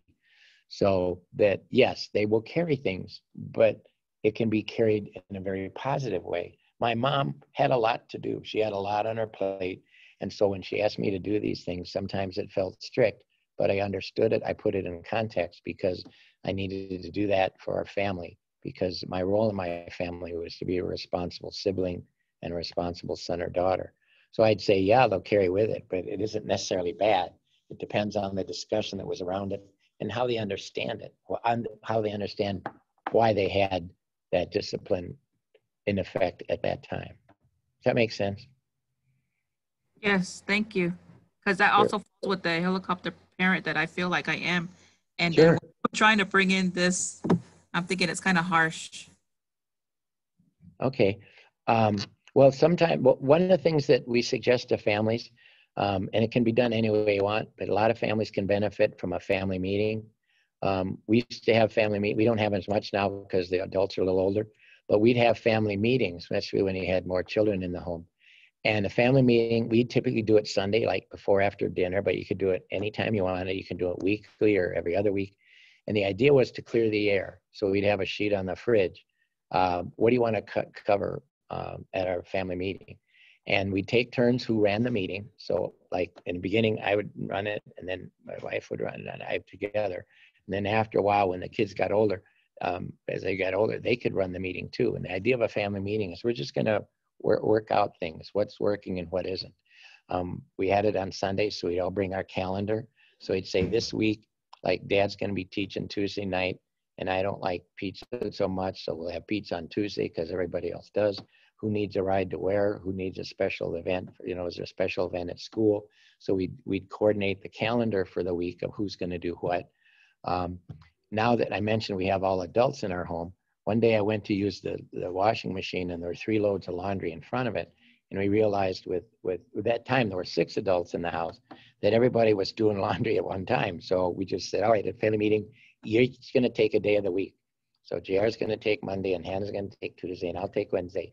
And we would put that on the washer machine, and we do our laundry that day. It was a simple thing. Instead of getting all crazy and running out of soap and having all this stuff in the laundry room, we've spread it out over the time, but we just worked it out at a family meeting. So family meetings can be democratic, they can clear the air, and that's where you can talk about things. I want you to understand why we have these rules. It's not a place for people to say, I'm gonna tell on you at the family meeting. That's not the idea, but it's to work out some differences and to explain to younger children, this is why we're doing what we're doing. And when they put it in context, you know, talking to others in the family, this is why I want you to be able to do the dishes, and then acknowledge that. You know, I really appreciate it that you put your dishes in the sink without me asking. I really appreciate it. You brought your laundry to the laundry room without me asking. We can do those acknowledgements, and then it just can make for a clearer information flow in the family. And this is all reflected on attachment, because when we feel good about ourselves, we feel good about how each other is, and it just makes all these things easier. Let's see. Then knowledge toward the bottom. We're able to be attuned to our child. Well, obviously that's what we've been talking about this whole session. And the last one, understand the value of play and how to use it. Kids need play. They need humor. They need fun times and up times. It doesn't have to be expensive. It doesn't have to be fancy, but we want to offer more opportunities for play with each other, and we can do that. So here's parenting with an attitude. Successful parenting involves structure. You know, what are the rules and why do we have them? The nurturing, how we connect with each other physically, emotionally, and mentally. How we handle the challenges. Do we handle them in respectful ways? How we engage when we approach something, when we have something in home that we have to deal with. Do we approach it as a problem, or do we approach it as a challenge? Or do we approach it as, this is just something we need to do, and let's all do it together. I want your help. I want your feedback. I want your input. I want you to help me with this. Because when we ask our kids to help us with a project versus tell them they have to do a project. My daughter Hannah, I mentioned, has special needs. When she was younger and I'd want her to clean a room, I would not go in and say, you need to clean your room. I'd say, honey, in a half hour, we're going to tackle your room. So I'd give her ahead of time, we're going to clean your room. And I'd come in and I'd bring in 2 boxes and I'd sit on the bed and I'd say, and she knew by then that one box was for stuff to throw or for stuff to donate or stuff to store in the garage. And I'd be in there with her and I'd say, what can I do to help? And so I'd help her. And then after 10 minutes, then she'd do it by herself and she was fine. And she knew that. But if I told her, go clean your room, it didn't work. If I said, we're in this together and I'm here to help you, and I used that approach and she saw that I was on her side, it worked so much better. Structure. To relieve the child of the burden of maintaining control. We set the limits, we define the boundaries, we keep our kids safe. This is all have to do with offering structure. That's the first one we see up here at the top. Imposing structure doesn't mean being cold, it just means these are the rules, like fold the laundry, etc. Play teaches kids how they can accept structure and be safe. The next one is nurturing, to reinforce the message that they're worthy of us. So we nurture our children in so many ways, how we talk to them, how we hold them, how we support them. Nurturing activities should be part of every day. Story time or spontaneous, looking for boo-boos. How we deal with the challenges, help them feel more competent. This should be fun, encouraging, not teasing. It should flow out of what the child can already do.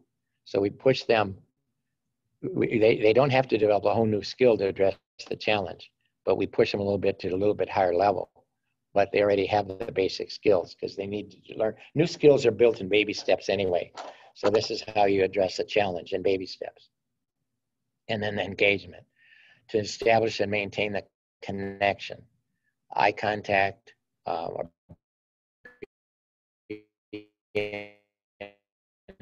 the floor, or showing them questions which aren't yes or no, but they're no wrong answers, and where they're involved in that. So these are some activities that promote this: structure, nurture, challenge, engagement. If any of you want this PowerPoint, we'll be glad to email it to you. In future classes, if you sign up for them, if you know, let us know ahead of time, we can actually send you the PowerPoint ahead of time. So this one has to do, like, for example, structure is how we implement structure, how we apply structure. This can be like red light, green light, or Simon Says, or things that, these are just anything that where it's clear what you're to do. The nurturing can be all kinds of things. Rocking and holding, brushing their hair, taking the time to connect with them, to read to them. Dealing with challenges. That can be games that teach them problem solving and decision making skills. Problem solving skills are important for kids to learn, as well as decision making, because decision making is a basis for ethical behavior. Kids develop a moral compass when they are faced with a challenge and they have to decide right or wrong, good or bad. And they know our values, and we instill those values at a young age. They're going to be able to handle those challenges. That's when we have those, what the values are, like I said, whether it's honesty or integrity or justice or fairness or whatever. And the last one is engagement, how we engage with our children. What are the different ways that we can have for having fun interacting with them? Any of these types of activities. When we engage our children, they're recognizing what's going on. They're recognizing why we're doing it. As they get older, they recognize why we're doing it. And they develop these skills to engage with others and themselves, whether it's their siblings or their friends, their schoolmates, whatever. But the idea of these are 4 types of activities that promote attachment. So, everything good that happens between us happens first at home. And you've heard this quote before. 2 gifts we give our kids. One is root, the other's wings. Any final questions or comments? Oh, and if you want to email me about resources we offer here at NAFA, or about this workshop, or if you want to schedule the other workshops, I can email that to you. That's also our office number here at Native American Fathers and Families Association. We got 3 minutes. Anybody got any questions or comments? James? Beatrice? Heather? Go, Heather. I don't have any questions right now, Neil, but I joined the class, and this is every Tuesday? We do workshops every Tuesday. Most of them are in the evenings, but we decided to do this one during the day in case agency staff wanted to attend physically here. And what happened was we got quite a few on online, which is great. So yes, we do them every Tuesday, but most of them are in the evenings. But if there's an interest in more of these, we could schedule more of these starting in January during the daytime, Tuesdays from 10 till noon. And if you're interested, send me an email and say that, and we'll go for that. Okay, thank you. Thanks for the suggestion, Heather.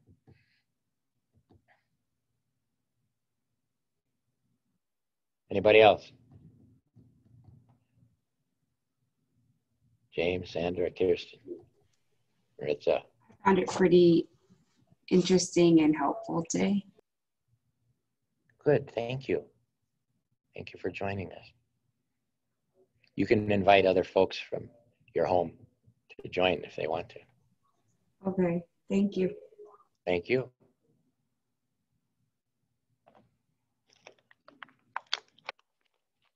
One more. Come on, one more.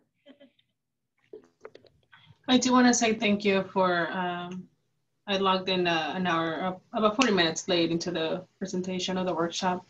But I do want to say that it was very, very helpful for my professional growth, but also my personal growth. Thank you. Thank you, Beatrice. Where do you work? I work for the Tribal TANF of Sonoma and Marin counties in California. Oh, okay. All right. Yeah. We have quite a few facilitators of our NAFA offers 3 curriculum training for facilitators on father to sacred, mother to sacred, on linking generations by strengthening relationships, and addressing family violence and abuse. And quite a few in California, it happened to be TANF employees. So the agencies pay for their TANF employees to take the 3-day training, and then they facilitate groups in their communities on any of these 3 curricula. Yeah, I was part of the motherhood, fatherhood one that happened about 2 months ago or 1 month ago. Good. All right. Thank you. All right. Anyone else, if you want to connect, please either call or email me, and go out and do good work and do good parenting and be safe. Thank you. Thank you. Thank you. Bye. Bye, everybody.